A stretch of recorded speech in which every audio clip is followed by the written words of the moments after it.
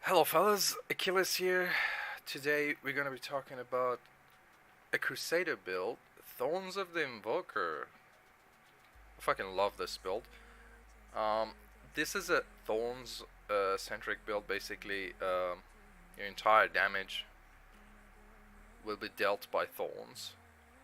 So we're gonna go in depth and explain how the build works. As you guys can see, we're wearing all 6 pieces of Invoker.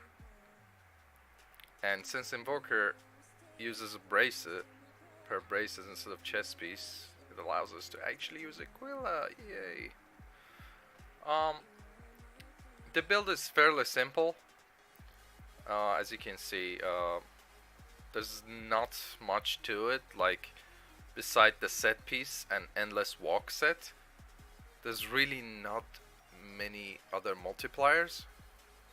So I'll explain how the mechanic of the set works, and then explain the reason behind using the weapon, the shield, and whatever we're using the cube. So the 2-piece basically gives you an aura that hits everything within a 15 yards radius around you with your Thorn.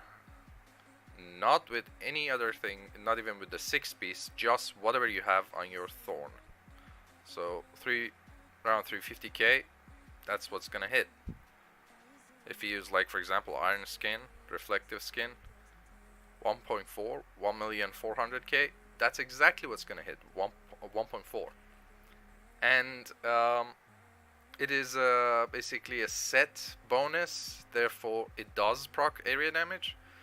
But the damage of it is so negligible, we are not gonna even worry about it. We just think that it's not even there. We gonna focus on the second part of that 2-piece. Every time you hit with punish, slash, or block an attack, your Thorn is increased by 350% for 2 seconds. This thing stacks up to 25 stacks. But the duration of each stacks is added separately. What does that mean? That means if we want to get to the max stacks, essentially with the combination of our attacks and our block, we need to get 25 of them within a window of 2 seconds.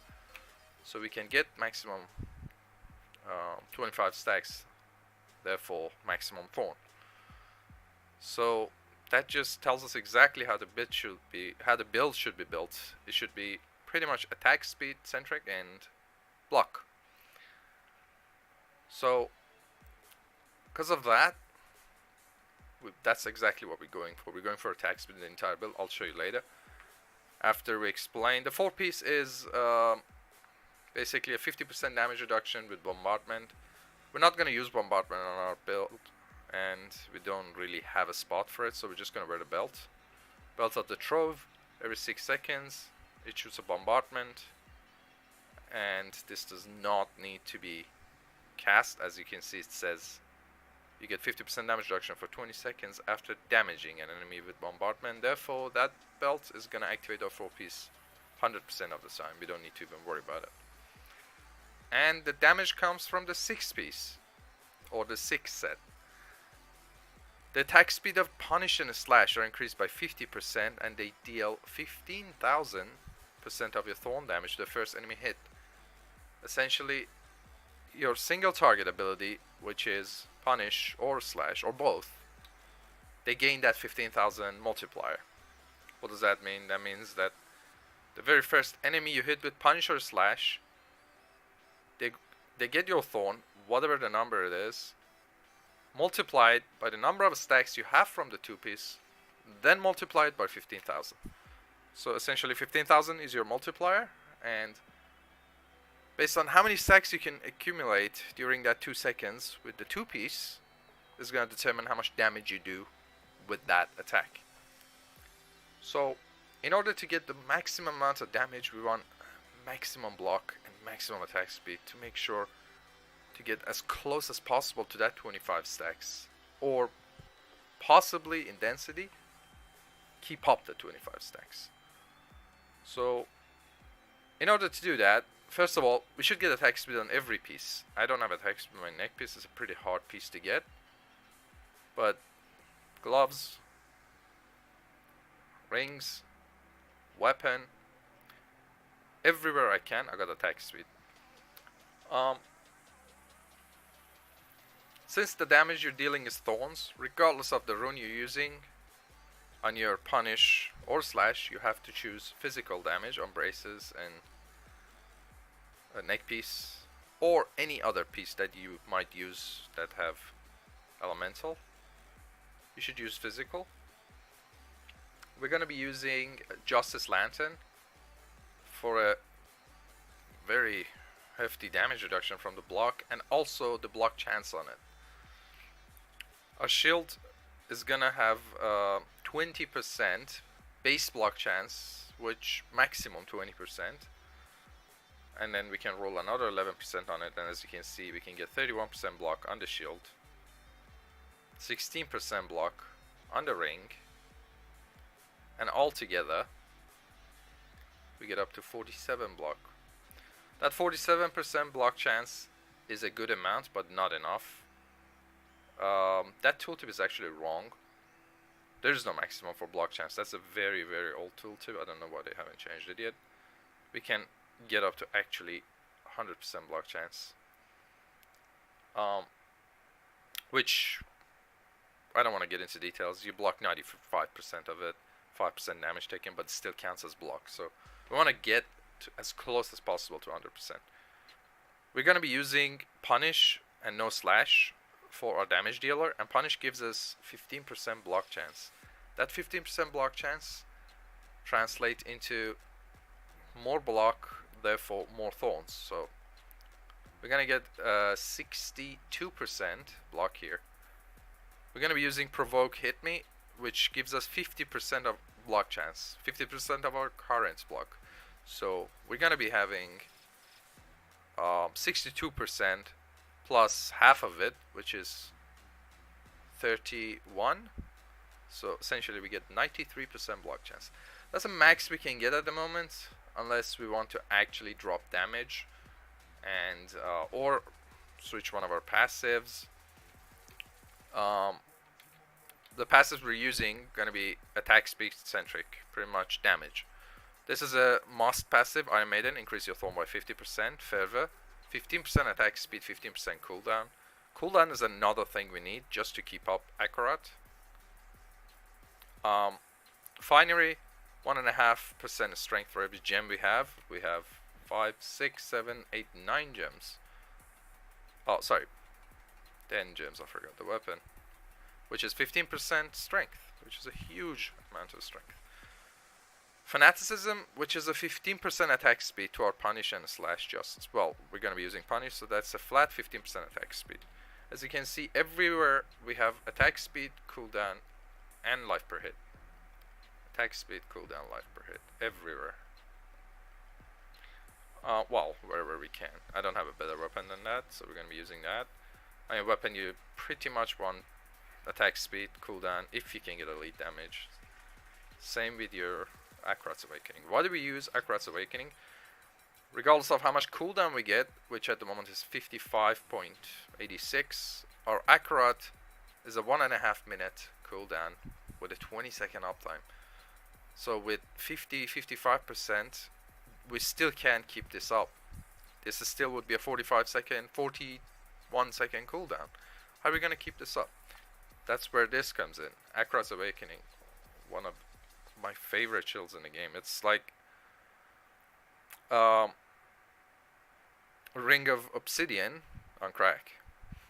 Pretty much every block has a chance, has a 25% chance to reduce all of your cooldowns, not one. All of your cooldowns by 1 second. 25% chance on every block means if you actually have close to 100% block, every 4 attack will reduce the cooldown of all of your skills by 1 second. So since we're going to be sitting in density and there are going to be a lot of mobs around us, if we can boost our block, this should essentially reduce all of our cooldowns pretty quick and fairly. It would be fairly simple to keep across champion 100% uptime. We have to for obvious armor and damage reduction. And also, it's a 35% damage increase. We're not going to be using any Wrath. There is no spender on our bar. That means this Aquila is going to be always active as well. So, we are tanky enough to sit there, tank the attacks, and start chunking into enemies with our punish. The fastest weapon you could use would be the best. There's some old... I think I have one. There's some old weapons like something like that. They have 1.68 attack per second rather than 1.61. There's dagger version of it. They have 1.8. The faster the weapon, the better, because you're going to be keeping up that 2 set. I like Pick Sticker because of the secondary stats, beasts and humans. There are a lot of bosses as well as elites that have those affixes are relevant to them, and they take that 30% extra multiplier damage. And also Pick Sticker has 5 stats that you can 6 stats, 5 stats that you can manipulate, which is fairly good stat stick. As you can see, we'll be using Bane of the Trapped, Boyarski's chip, which is our Thorn chip, and Bane of the Stricken. This is completely unnecessary on any level below 115.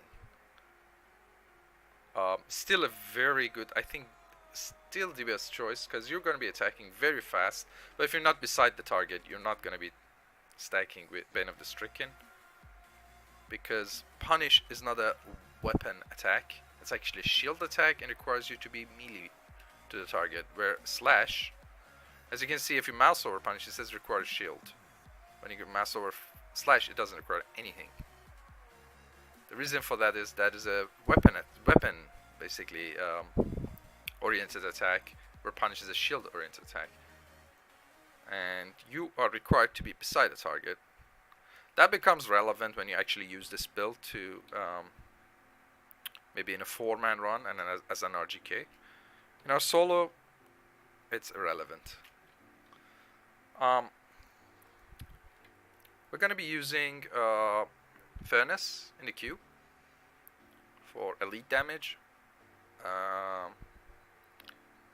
convention of elements, and this slot which I filled with strong arm braces. Why? I'm attacking ridiculously fast, almost close to maximum attack speed, and I roll only 5% chance to knock back on hit on my braces, which allows this to activate pretty much 100% of the time. There are other options, because getting something like that is not easy, and that is, if I can find the chest piece, I'm blind, I can't find it, the chest piece that gives you 300% Thorn. There you go, Heart of Iron. You gain Thorns equals to 300% of your vitality. Our vitality, as you can see, is 7.3, or it can be even 8k, so that essentially gives you 24k Thorn, based on how much vitality do you have.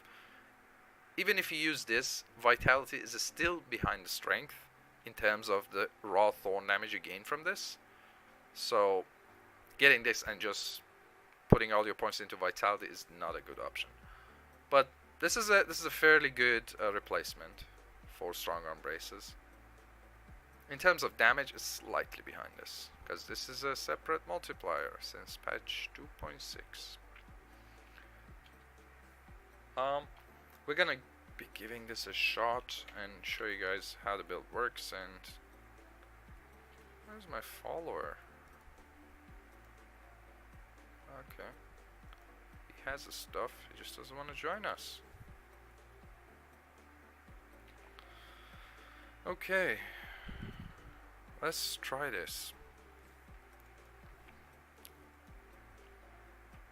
115, I think, is a fairly good example of this this whole setup.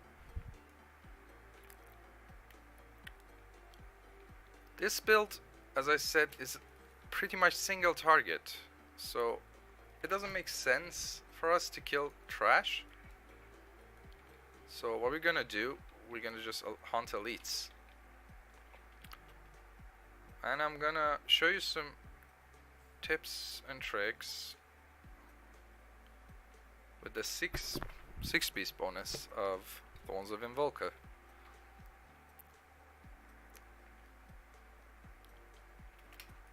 Thorns of Invoker damage increase to your Thorn does not require you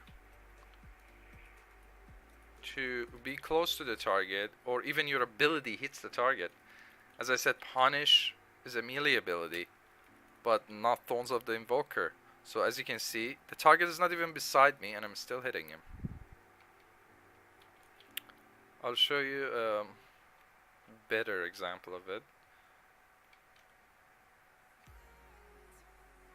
So why is that important? That allows us to actually go into Achilles without even worrying about it. Look where the yellow is and look where I am. I'm not even close to the guy and I'm still hitting him. You can hit something across the screen even, as the 6-piece Invoker does not require you to be on the target. It is good for you to be. We have to stay a little bit out because we didn't reset our accurate. That's something we should do before we even attempt to move.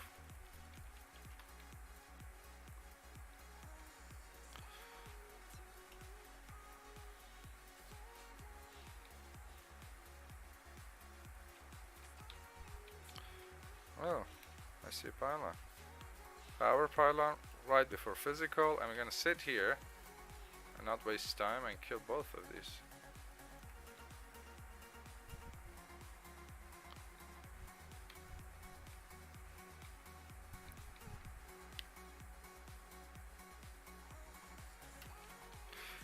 We have 11 seconds of this power pylon. I said we are not trash killing spec, but we have a power pylon and might as well use as much as we can.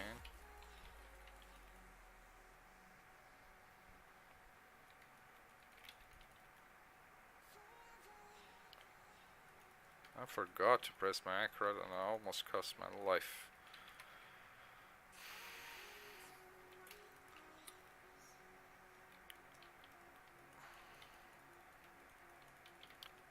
As you can see, I'm sitting in the density just to get that stack. You guys, oh wow, almost done. As you can see, we have 24 stacks currently, 25, 22. You can see the number right above my spell bar. We're only gaining 15 to 16 stacks within this density.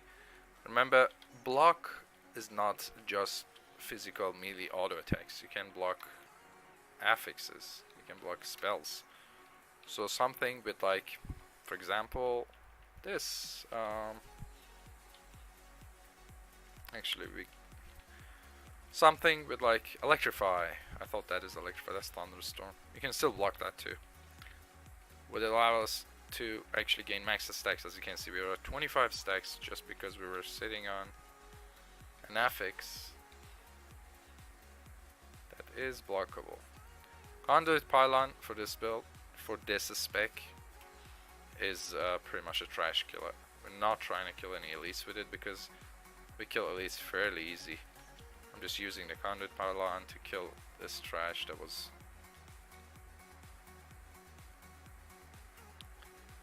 dealt damage before too. We still have a couple of seconds of it.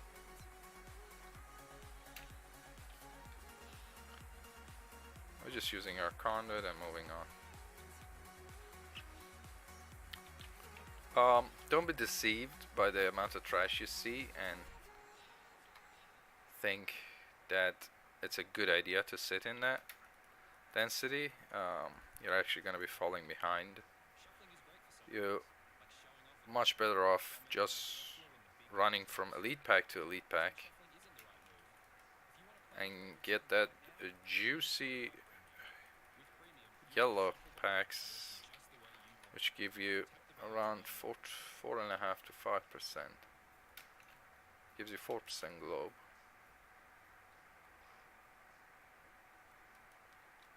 And it's a better choice. Oh, such good mobs. Shame.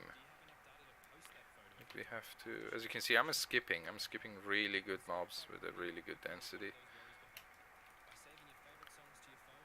Because it will take me a while to kill them, because of how the build works. We're basically hunting elites. And as soon as I find the elite, I lock onto it. Doesn't matter where I put my mouse. If I actually hold force a standstill on my target, on my character, I wouldn't lose my target. So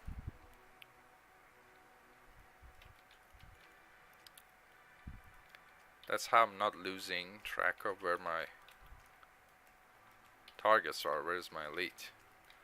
But in blue packs and this amount of density, I think I'll be killing a lot of trash. It's not easy to target a small blue like this one. Oh, Achilles. Physical Achilles, that blue just got deleted.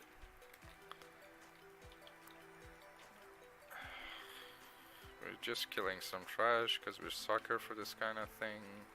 Although we said it's not ideal. It's just fun to hack and slash them.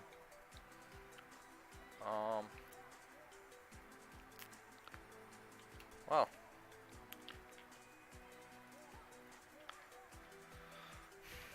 Let the hunt for the elites begin. Charging through. Coming through. Find the first elite. You approach and start slashing them. I don't recommend killing 5-pack blues and elites that are difficult to basically kill. It's gonna take a long time to kill a 5-pack blue. We're on Greater Rift floor 6. This is how this build's always gonna go, because we're hunting elites. We find an elite, we sit on it, we kill it, we move on. That's... We only need a couple of, like, we only need 1% maybe. So, we're just gonna do that 1% with trash.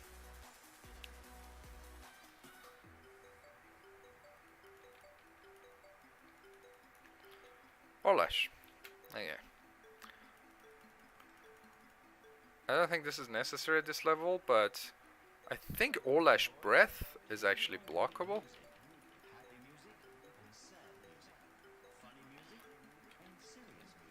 Yep, as you can see, we went on to 25 stacks straight up as soon as we got the breath. And the boss just disappeared.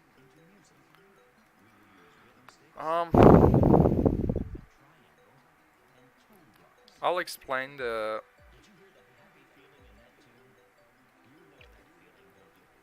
I'll explain the ability choices, the rune choices, and the alternatives. So we're using Punish for the obvious block chance, celerity, for the attack speed. There's another option to use Slash Zeal. Gives you 10% attack speed. Or a combination of both, which you can tap one and hold down the other. Provoke Hit Me, I explained it.